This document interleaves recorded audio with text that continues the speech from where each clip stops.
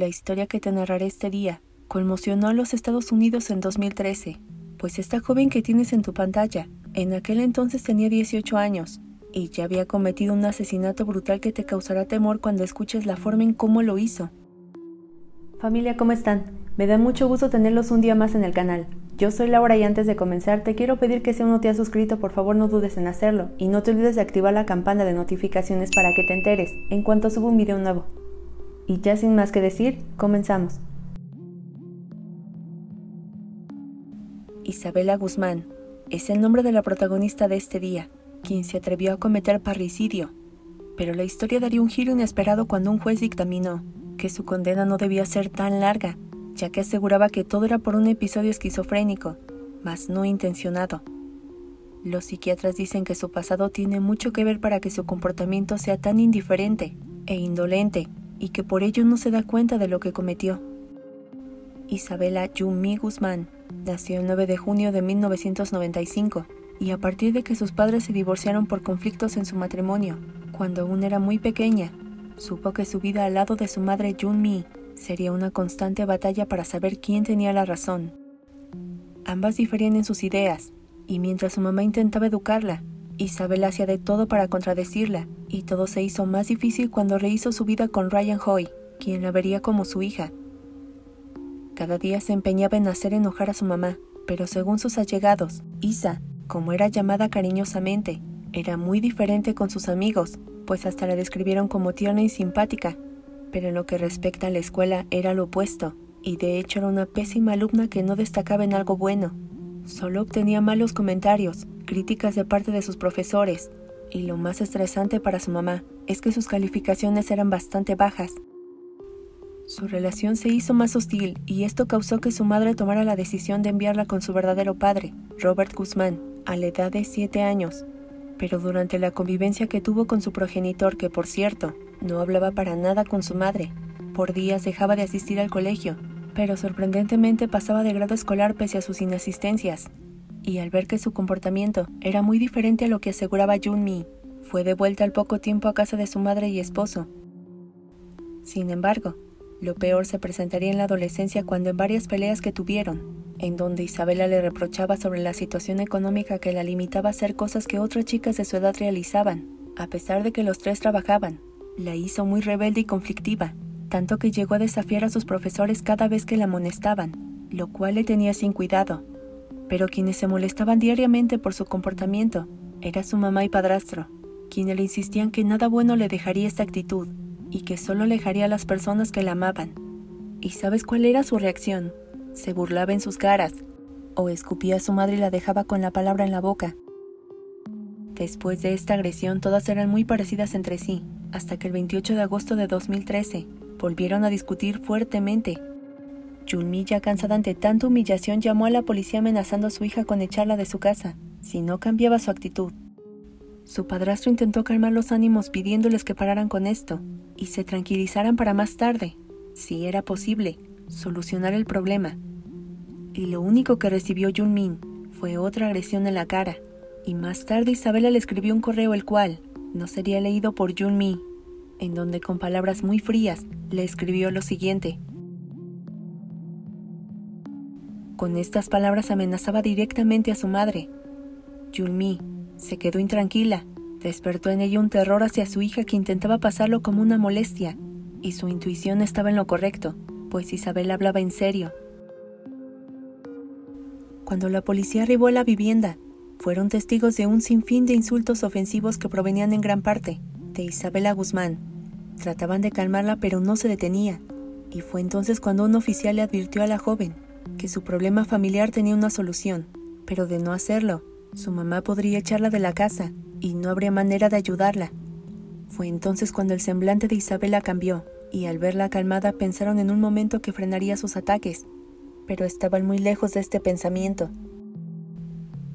De acuerdo con la cronología de los hechos, se cuenta que su padrastro Rey y su madre Junmi salieron de la casa a sus respectivos empleos, mientras Isabela se encerró en su habitación pues no quería hablar con nadie. Más tarde llegaría Robert, su padre, quien se había enterado de la fuerte pelea, y buscó que su hija recapacitara, ya que no entendía por qué le guardaba tanto resentimiento cuando su mamá había hecho muchos sacrificios para que llevara una vida a sus posibilidades cómoda. Y creyendo que le había hecho entrar en razón, salió de la casa convencido que todo mejoraría. Una vez que cayó la noche, mientras Ray Hoy cenaba, escuchó unos gritos que provenían del baño que se encontraba en la parte superior de la casa. Corrió a ver qué pasaba, pues sabía que su esposa de 49 años, después del trabajo, había tomado una ducha. Una vez que intentó abrir el baño, algo le impidió hacerlo. Con fuerza empujó la puerta y pudo ver un charco de sangre que rodeaba a Jun-mi. Levantó la mirada y pudo ver a su hijastra que, agitada, observaba a su madre que ya no se movía. Ante esto, Ryan Hoy llamó al 911 y les informó lo ocurrido, y cuando regresó al baño pudo escuchar las últimas palabras de su esposa: Jehová. Ryan no sabía qué hacer y quedó atónito al ver a Isabela saliendo del baño con un cuchillo en la mano. Sin voltearlo a ver, bajó las escaleras y salió de la casa. Ryan colaboró con la policía, que estaba al teléfono para realizarle a su esposa RCP, pero observó que sus ojos estaban fijos, y fue ahí cuando la policía le recomendó que se alejara del cuerpo, pues su esposa ya había fallecido. Rápidamente la policía se movilizó para localizar a Isabela, que había huido del lugar de los hechos con un corpiño rosa y pantalones cortos.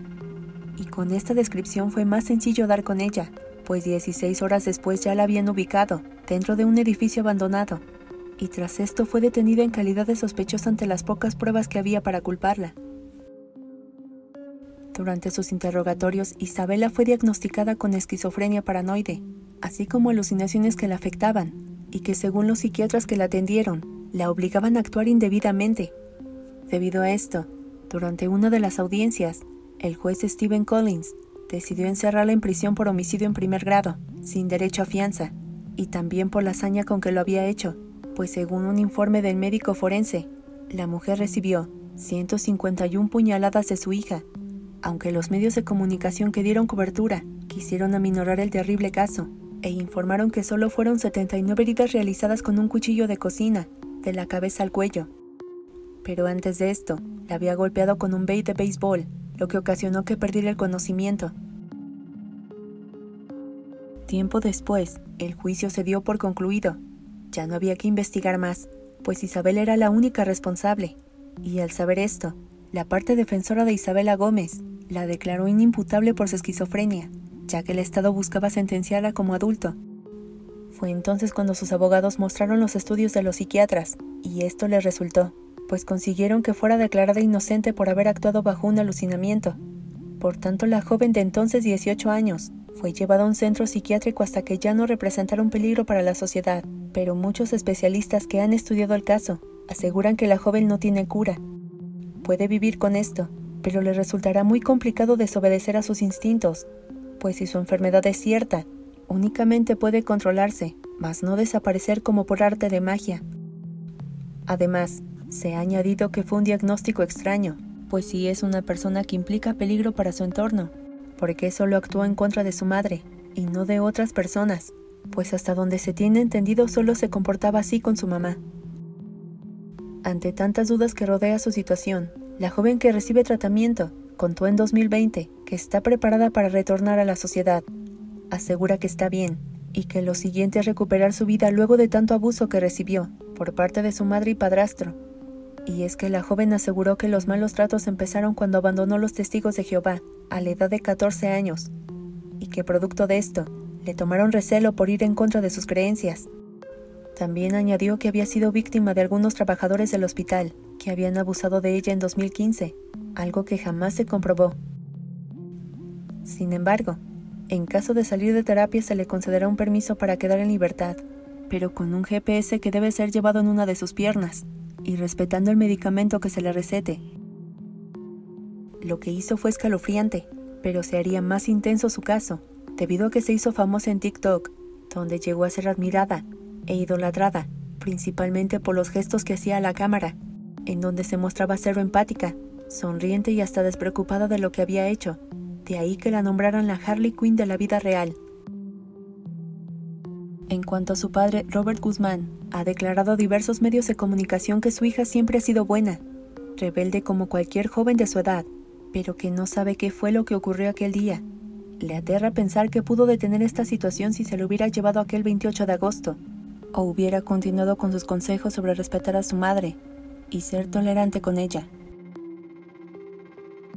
Pero aunque la duda lo agobia, ya es muy tarde, y solo pide comprensión para Isabela Guzmán, pues desde aquella noche no está bien emocionalmente. Y además apoya a su hija, la religión y exigencia de su madre y padrastro para que llevara sus creencias tal y como querían. Fue lo que la orilló a actuar así. Pues familia, eso es todo por este día, espero que te haya gustado, y si es así, por favor regálame un like y compártelo con tus amigos y conocidos para que nuestra familia sea cada día más grande. Yo soy Laura y ya sabes que te espero en el próximo video con una historia nueva, que seguramente será aún más estremecedora. Familia, que tengan un bonito fin de semana, les mando un abrazo muy fuerte hasta donde estén, cuídense mucho y nos vemos en el próximo video.